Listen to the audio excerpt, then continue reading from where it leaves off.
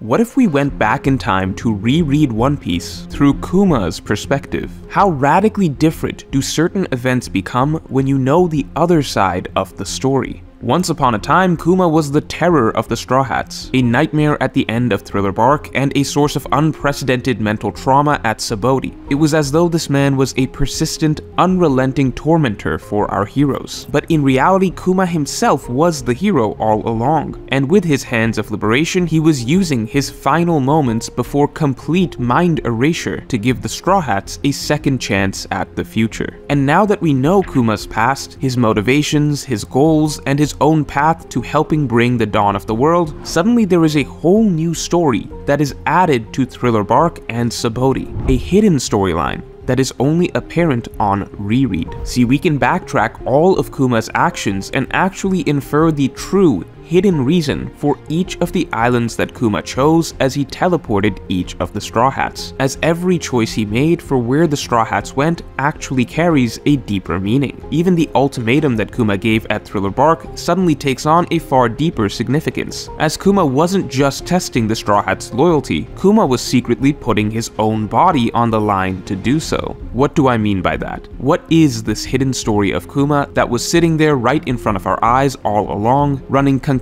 with the Straw Hat storylines in each arc? Let me break it down for you, but before we get into it, make sure to subscribe. First, Thriller Bark. We've just learned something about Kuma's abilities that completely changes the meaning of the test that Kuma gave Zoro. See, the damage and pain that Kuma removes from somebody's body doesn't just disappear. It has to go somewhere, and Kuma will always choose to take that damage upon himself, rather than allow it to return to its original owners. So here's the crazy thing. The moment that Kuma saw Zoro's resolve and decided to give Zoro a test to see whether Zoro would take all of Luffy's pain and damage from the Moria battle, Kuma had silently also committed to taking all of Luffy's pain and damage upon himself should Zoro fail. This moment where Kuma casually removes a gigantic mass of damage from Luffy, far bigger than anything else we see in Kuma's flashbacks, is not some casual decision by Kuma. Despite Kuma's stone-faced, unfazed attitude, and despite us only being able to comprehend this as an excruciatingly torturous trial for Zoro, in reality Kuma is silently, stoically, choosing to face that very same torture. Because Kuma does not truly know what Zoro will do next. After experiencing just a taste of Luffy's pain, what if Zoro's resolve had crumbled and he ran away? Or what if Zoro physically couldn't even handle it and died? In that case, Kuma would have chosen to take on all of Luffy's pain himself. The pain has to go somewhere, and Kuma will always take that upon himself rather than have it returned to others. And of course, Kuma would have survived and been fine, but Kuma in this moment was essentially deciding in his own head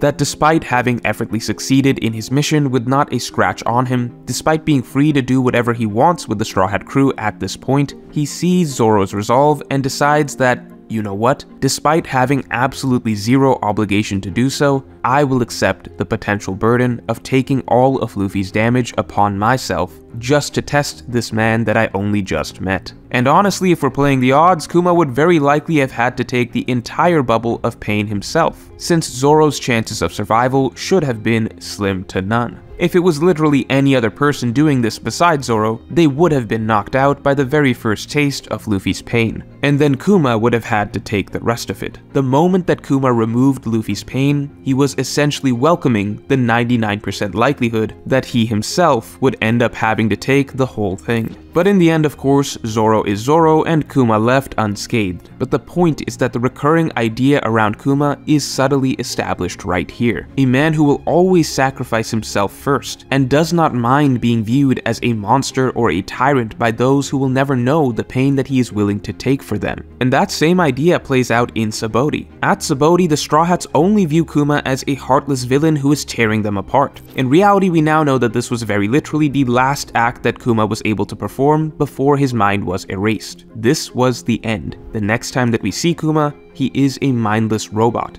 This man knew that his time was up. The death of his consciousness was looming around the corner, and rather than use it for his own personal desires, rather than use this time to even see his own daughter Bonnie, who was also on the island, Kuma instead resolved to use his last moments to help the world, by saving those who could one day bring the dawn, the Straw Hat Pirates. Kuma wanted to be Nika himself, but in this moment, we know that he knew that he could never be Nika. So what he was thinking was that he could only do the next best thing, which was to sacrifice his final moments to save the man who could one day be Nika. And what's beautiful about this scene is that what once seemed like such a cold, cruel act is in fact a man's life story playing out in front of us. Reread the Sabaody scene and try thinking of it only through Kuma's eyes, and think about what he is thinking with each decision that he makes. Because through most of Kuma's teleportations, there is a great personal meaning attached to them. Once upon a time, a lot of Kuma's choices as to where he sent the Straw Hats seemed to simply be logical decisions. Like, why send Franky to Vegapunk's island? Well, obviously because Vegapunk is a great engineer, so Franky could learn from his inventions. But now we can look past the logic and think about Kuma as the main character of his own story, and see the actual bonds of Kuma's past come into play. Vegapunk isn't just a great scientist, Vegapunk is also Kuma's friend. Someone that Kuma seemingly has a deep connection with, the man that Kuma left his memories behind with. Kuma once dismissed Cyborg Franky, but in reality he saw the potential of Franky, and so he sent Franky to the homeland of his close friend, Vegapunk, to grow. Look at Robin and the Revolutionaries. Of course, it logically makes sense that Kuma would send Robin to the Revolutionaries, as the Revolutionaries are already enemies of the world government, so they would never betray Robin and turn her in like most other organizations would. But now we can look at the emotional meaning behind it, as the Revolutionary Army is essentially Kuma's family. These are Kuma's own pirate crew. They likely mean as much to Kuma as the Straw Hats mean to each other. When Kuma sent Robin to the Revolutionaries, he was essentially sending the most valuable and most persecuted member of the Straw Hats to his own family for them to take care of her, because Kuma knew that his family would protect her. His own family was literally the safest place in the world that he could think of. Now beyond that, Zoro is an interesting case, as the decision to send Zoro to Mihawk was not actually based on any sentimental bond between Kuma and Mihawk that we know of, but rather based on Kuma's assumptions and experiences regarding Mihawk as a fellow warlord, as well as what Kuma had gotten to see of Zoro. Because what was Kuma shown at Thriller Bark? That one Straw Hat in particular has an extraordinary strength of will and an extremely powerful ambition to become the world's greatest swordsman. Now, as a fellow warlord, Kuma likely knew enough about Mihawk to recognize that these very same traits that Kuma saw from Zoro during their exchange in Thriller Bark would likely impress Mihawk as well. And so he sent Zoro to Mihawk, confident that Zoro would be able to impress the world's strongest swordsman. And the irony of the whole situation is that Kuma had no idea that Zoro and Mihawk had already met, and that the very same traits that Kuma guessed would impress Mihawk, Zoro's strength of will and his ambition to become the greatest swordsman, have in fact already impressed Mihawk in the past. Without knowing it, in this moment Kuma made 100% spot-on analysis of both Zoro and Mihawk to assume that one would impress the other, completely unaware that this very scenario had actually already played out in the past. Now Luffy's an interesting case, as where Kuma sent Luffy actually seems to reflect Kuma's respect for his own boss, Dragon, more than anything.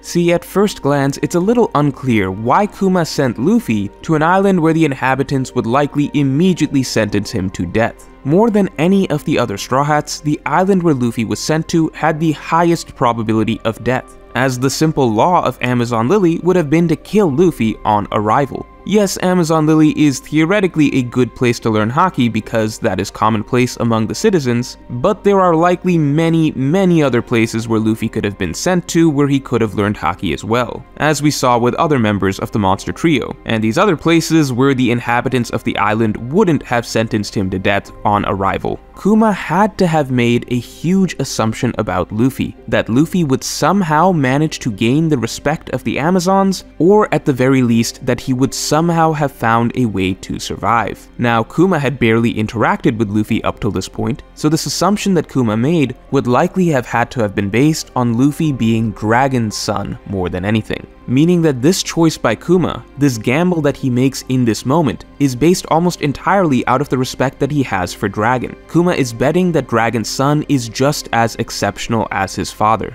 Or it's even possible that even in the brief moments that Kuma has seen of Luffy, he has in fact seen in Luffy the same thing that Ivankov saw in Luffy when they first met, which was a reflection of Dragon's unstoppable force of will. It's likely that Kuma believed that like father like son, Luffy, like Dragon, would manage to gain respect wherever he goes. Interestingly, I don't believe that Kuma intended for Luffy to be trained by the Amazons. I think Rayleigh was the plan all along, as Kuma's intended choice for Luffy's mentor. Since, no disrespect to Boa Hancock, but who better to train the next Pirate King than the previous Pirate King's right hand? Kuma likely sent Luffy to Amazon Lily as that is a destination that Rayleigh is known for frequenting. Kuma obviously couldn't just send Luffy back to Sabaody to Shaki's bar, since Sabaody itself was overrun by Marines, so Amazon Lily was the next best bet. I view this as the most likely intent, as Kuma did have a conversation with Rayleigh afterwards, where he revealed the truth of where he sent Luffy. And ultimately Rayleigh was the one that trained Luffy in Haki, not the Amazons, and it would feel the most fitting if all of Kuma's intended goals were properly realized. However, Rayleigh obviously wouldn't be at Amazon Lily for some time, so Kuma had to have been banking on Luffy finding some way to gain the respect of the Amazons or simply being able to survive being hunted by them for some time. And I do believe that this reflects the respect that Kuma has for Dragon and the faith that he had in Dragon's son to be Dragon's son. And that brings us to Sanji, whose training with Ivankov should, in my opinion, now be viewed in a much more touching light. I think Sanji is often mocked amongst the Monster Trio for various reasons, and one of those reasons that occasionally comes up is that Sanji's training was much less traditional than Luffy and Zoro's, taking place on an island that is portrayed in kind of a gag manner at times, with a primary teacher that isn't exactly a legend like Rayleigh or Mihawk. But now that we know Kuma's whole story, Kuma's decision to send Sanji to Kamabaka Kingdom is much more significant and heartwarming than we previously realized. Yes, Kuma sent Luffy and Zoro to some legends for training, but for the third member of the Monster Trio, for a man that most certainly also impressed Kuma at Thriller Bark, where did Kuma send him?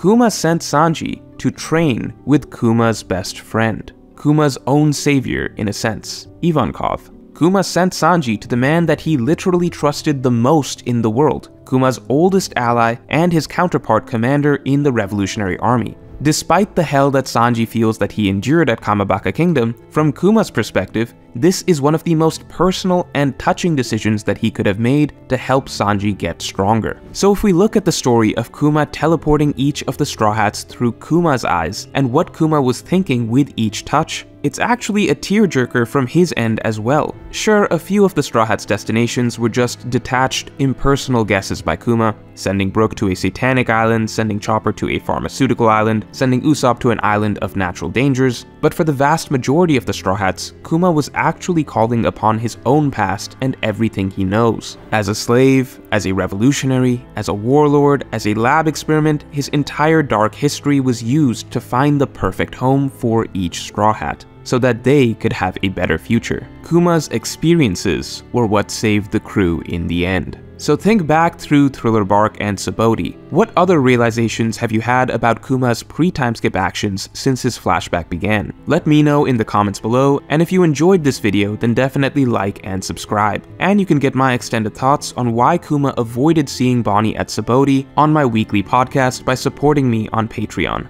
Link in the description below.